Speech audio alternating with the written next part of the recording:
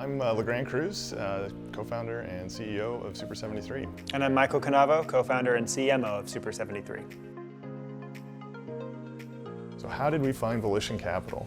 Well, we found Volition Capital after 6 months and talking to I don't know how many dozens of different investors.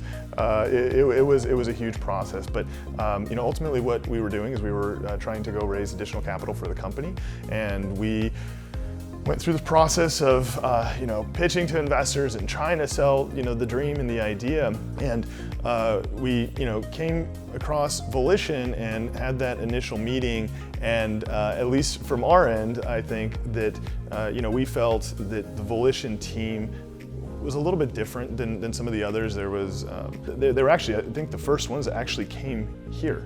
So Volition was the first one that said, hey, we're going to fly across the country. We want to come see you, in your native habitat and in person, and let's see what you're really about. So again, just taking the time to kind of dig in and really get to know us, as opposed to just what's the revenue going to be and how many units are you going to sell and how big are you going to get and how much money can you make. And so I think that made a huge difference.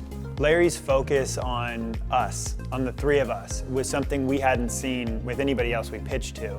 Not only in asking general questions, but in really digging down, sitting in our offices with us for hours at a time and saying, what makes you tick? What brings you joy? What's your passion?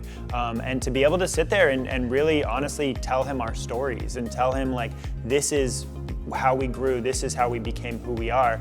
And he took that and used it to our advantage and said, let me empower you to do more. Let me be an engine to the boat you already have, and let's get you moving faster. And so it was the first time that I felt like we were talking to somebody who wasn't in it for just the money, wasn't in it for the return, but was in it to build something really cool. And that's what's been important to us, is building something.